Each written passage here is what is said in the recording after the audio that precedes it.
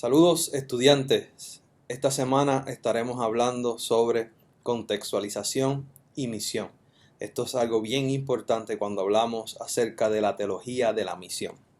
Cuando hablamos de contextualización y misión, no es algo nuevo, es algo viejo que aún desde el Antiguo Testamento se ha venido elaborando. Especialmente en el Nuevo Testamento vemos este caso de contextualización y misión, específicamente en el libro de Hechos, capítulo 15, versos 19 al 21. Dice: por lo tanto, yo creo que no debemos molestar a aquellos que no son judíos y que deciden seguir a Dios. En vez de eso, escribámosle que no coman, eso es lo primero que dicen, que no coman nada que se haya contaminado por haber sido ofrecido a los ídolos. Lo segundo, que no cometan ninguna clase de pecado sexual. Y lo tercero, que no coman carne de animales que hayan sido estrangulados, ni coman sangre, porque la ley de Moisés se viene enseñando en las sinagogas de cada ciudad por todos los días de descanso desde hace muchos años. Este es el primer caso o uno de los primeros casos que vemos de contextualización en el Nuevo Testamento, especialmente en el libro de los Hechos, capítulo 15. No sabían, ellos estaban consultando y preguntando: ¿qué debemos hacer con estos nuevos creyentes? ¿Qué debemos hacer con esta nueva iglesia que no judías? Y estas fueron las tres reglas que se les dieron a las personas que no eran no judías o que no eran judías. Entonces, las misiones no se tratan simplemente de llevar a las personas a que reconozcan a Jesucristo como su Salvador o el Evangelio en su mente solamente, cognitivamente. También se trata de que esta misión, este Evangelio penetre a todos los ámbitos de su vida y aún a su cultura y a su cosmovisión.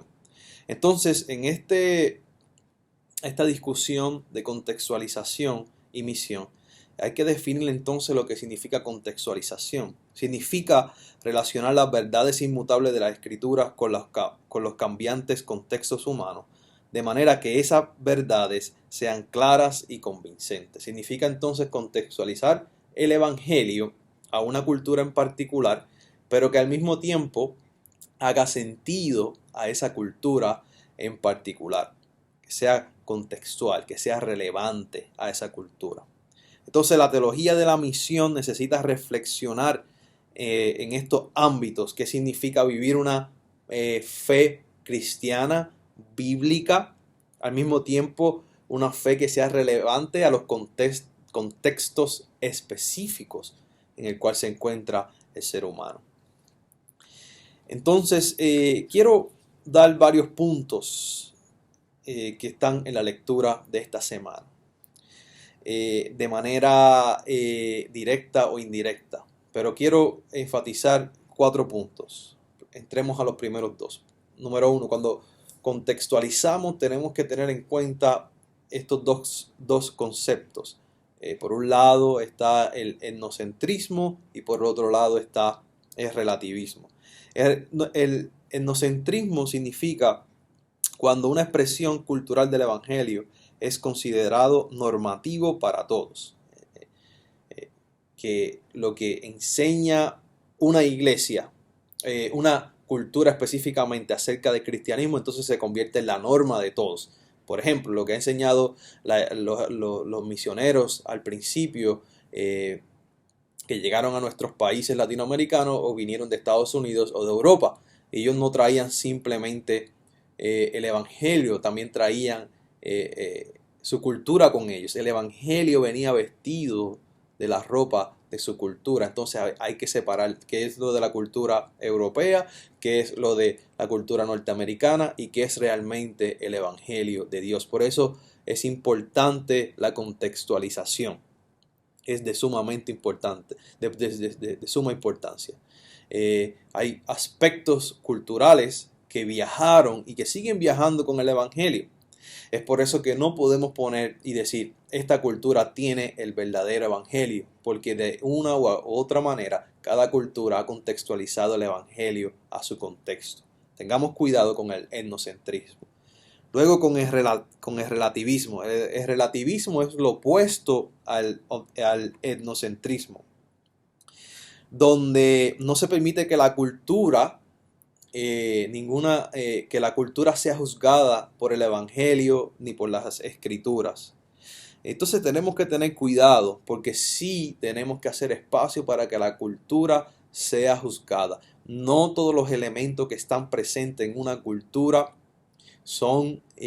van de acuerdo a los valores de Dios.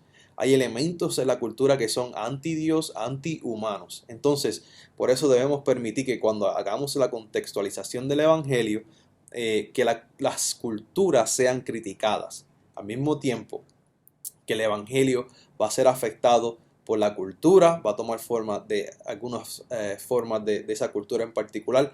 Al mismo tiempo va a transformar aspectos culturales. Estos son los primeros dos conceptos que les quería compartir. Hay otros dos conceptos que les quería compartir. En segundo lugar, eso sería el sincretismo y la irrelevancia. Cuando hablamos del sincretismo es el intento de hacer relevante el evangelio en una cultura específica. Y el sincretismo toma lugar cuando el evangelio es absorbido por la cultura, pero específicamente por esos aspectos como la idolatría, estructuras y categorías culturales que comprometen la verdad del evangelio, comprometen la verdad de las escrituras. Y entonces tenemos que tener cuidado que cuando es contextualizado el evangelio, disculpen, que no tome esos aspectos culturales que son contra la palabra de Dios y contra el mismo evangelio. Por ejemplo, hay ritmos de música que se pueden contextualizar. Hay otros ritmos de música que no se pueden contextualizar. Lo que no podemos permitir es que la cultura dicte en cómo se contextualiza el evangelio, ni que la cultura dicte qué es lo bueno del evangelio, sino que es al revés. El evangelio entonces es quien transforma la cultura y es quien dicta el proceso de contextualización. El otro extremo que tenemos cuando hablamos de sincretismo es la irrelevancia.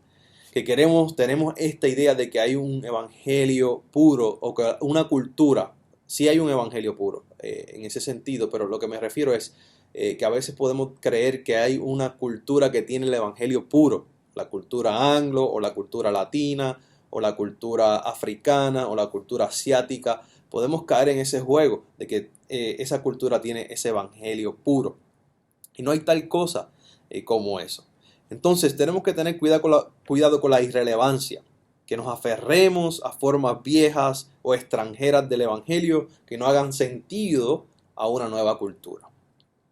Por ejemplo, muchas de las formas que llegaron del evangelio a Latinoamérica no hacían sentido y porque en un punto dado se desarrolla lo que se conoce la teología de la liberación, que es una teología que nace en Latinoamérica como respuesta al proceso que estaban viviendo y viven muchos latinoamericanos, los pobres, los marginalizados, que eran oprimidos. Entonces de ese contexto surge esa teología de la liberación que le da preferencia al pobre, que es un Dios de justicia, que habla contra las estructuras pecaminosas que están oprimiendo a los pueblos latinoamericanos. Entonces eso es una teología contextual, porque el evangelio que estaba llegando de Estados Unidos y de Europa no hacía sentido a la realidad que estaba viviendo el pueblo latinoamericano.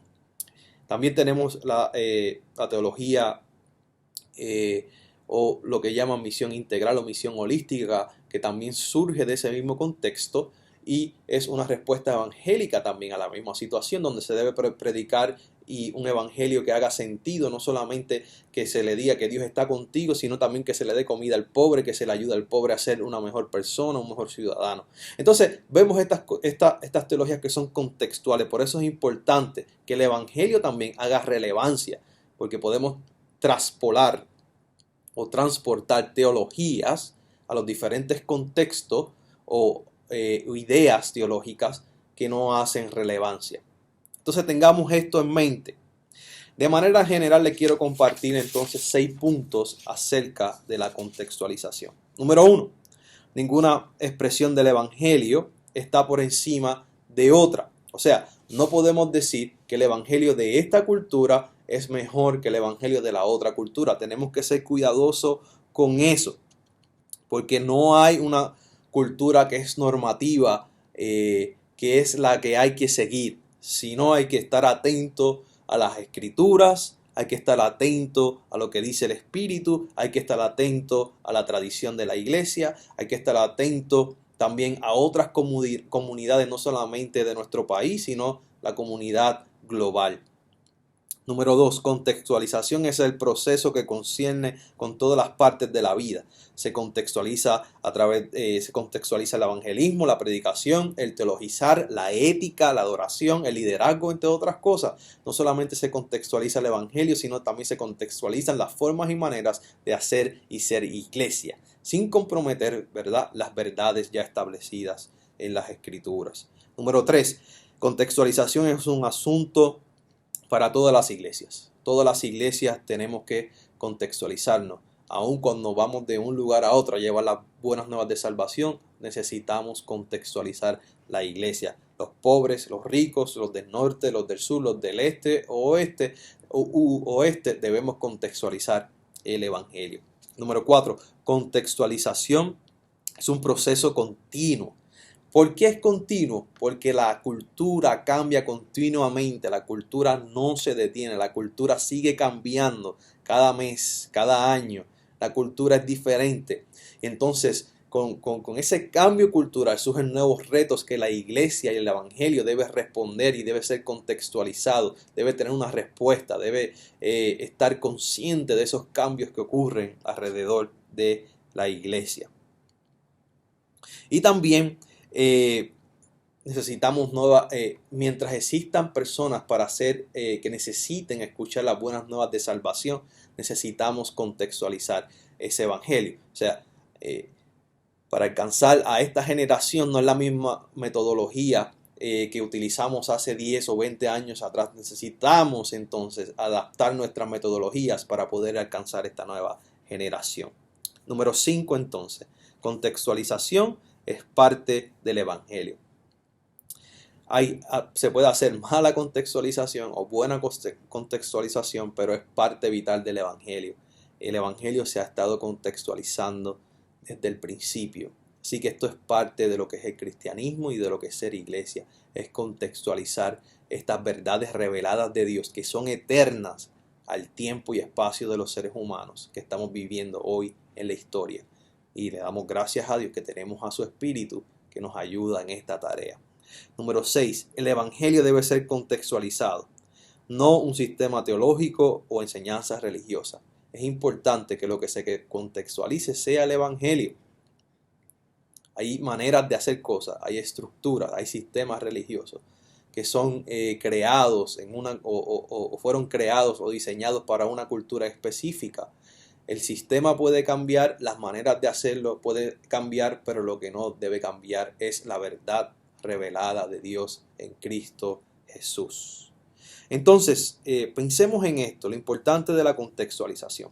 Paul Hiebert habla acerca de que necesitamos hacer una exégesis de la Biblia, pero también necesitamos hacer una exégesis del contexto. Y con esto voy culminando en este día.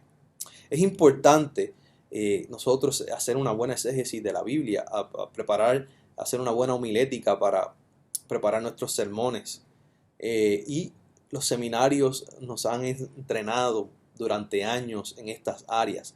Pero también necesitamos movernos de esas áreas. Necesitamos también hacer una buena exégesis de nuestro contexto, de las personas, de las relaciones, de las estructuras sociales, cómo se relaciona la iglesia con las estructuras sociales. Necesitamos hacer un estudio de las personas, de su cultura, por qué las culturas son diferentes, por qué esta cultura se comporta de tal manera, por qué esta generación se comporta de X o Y manera. Para nosotros poder hacer eso necesitamos herramientas de las ciencias sociales.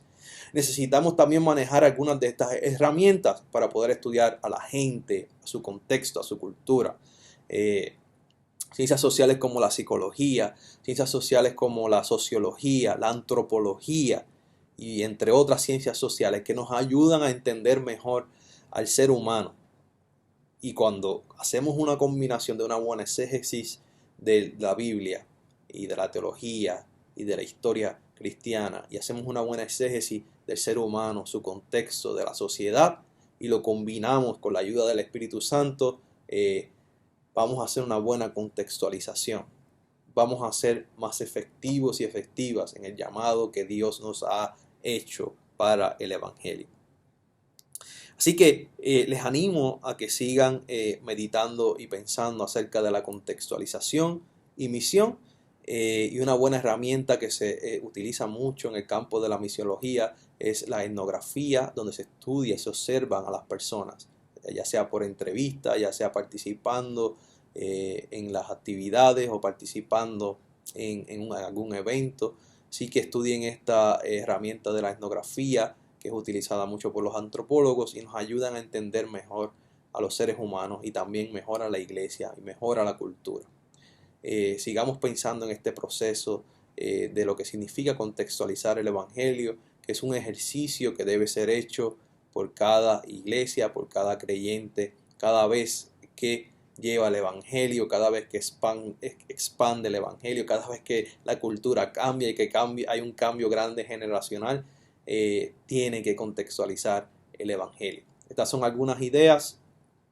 El tema de contextualización es grandísimo, se puede discutir de varias perspectivas, pero esto es solamente una introducción. Espero que hayan disfrutado la lectura de esta semana. Dios les bendiga.